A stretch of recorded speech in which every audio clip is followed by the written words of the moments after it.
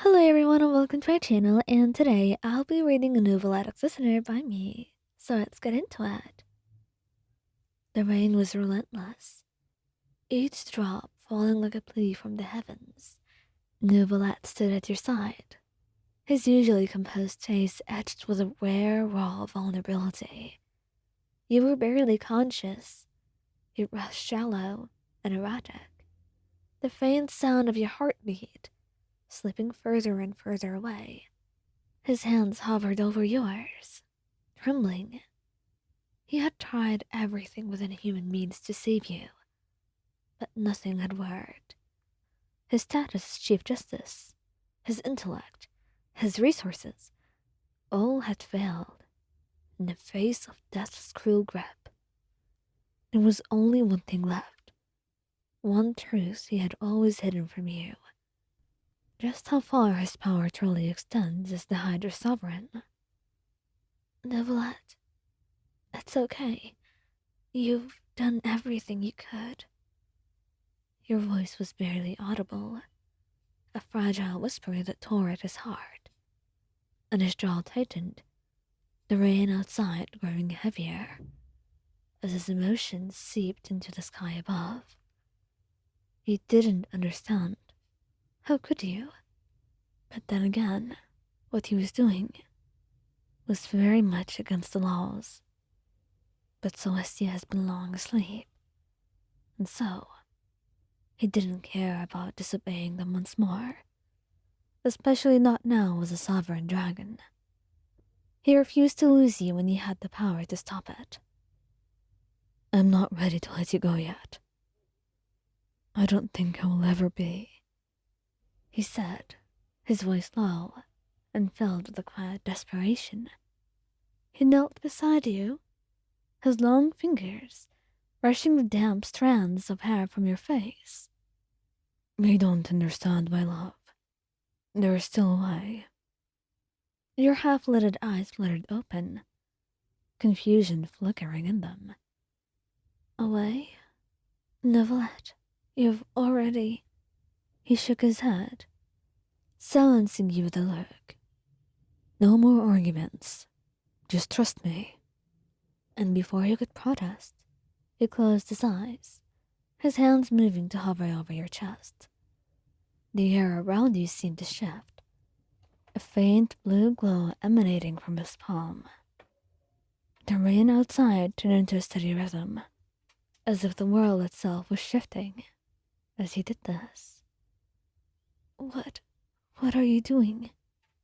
You murmured, fear and hope warring in your tone. Something I swore I would never use. But for you, I will break any oath, even the one to myself, he replied, his voice soft but resolute. And the light grew brighter, and suddenly you felt it, a surge of energy rushing into your body. It was unlike anything you had ever experienced, as if the very essence of life, of Hydro, was flowing into you. It was overwhelming in a way, and yet soothing, like a gentle tide washing away the pain that had consumed you for so long. Neuvillette, you've done too much already. What if you hurt yourself?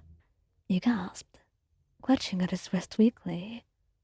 I won't stop, he said firmly, his eyes opening to reveal an intense, almost otherworldly light within them.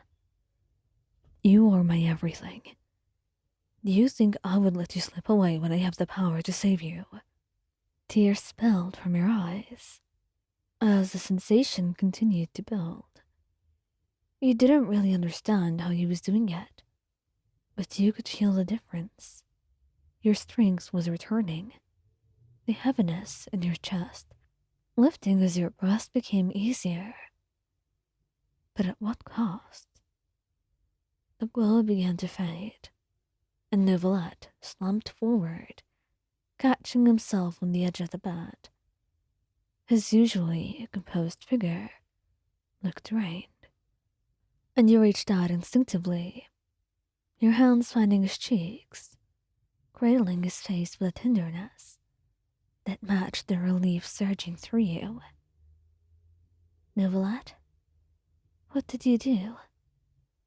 He looked at you, his expression softening as you saw the life returning to your eyes. I shared with you a piece of my essence. He admitted, as the sovereign of Hydro, I can command water, yes, but water is life, so I gave you what I could to sustain you.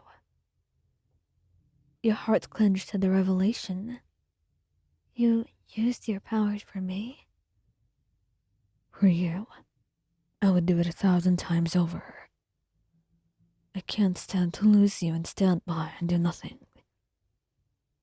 Tears rolled down your cheeks as you pulled him closer, your lips pressing against his in a kiss that was filled with gratitude and love.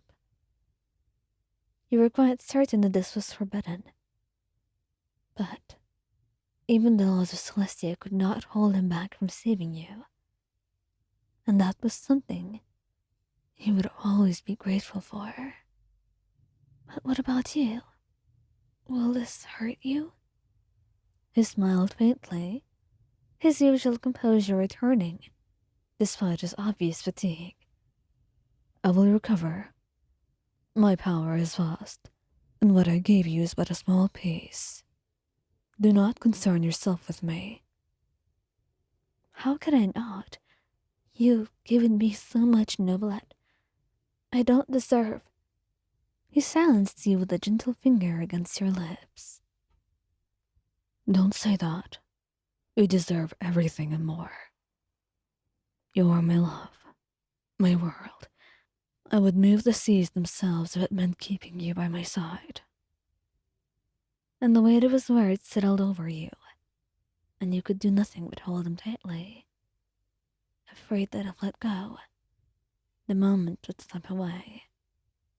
His arms wrapped around you in return, strong yet gentle, as if you were the most precious thing in the world to him. I love you. I love you. Always.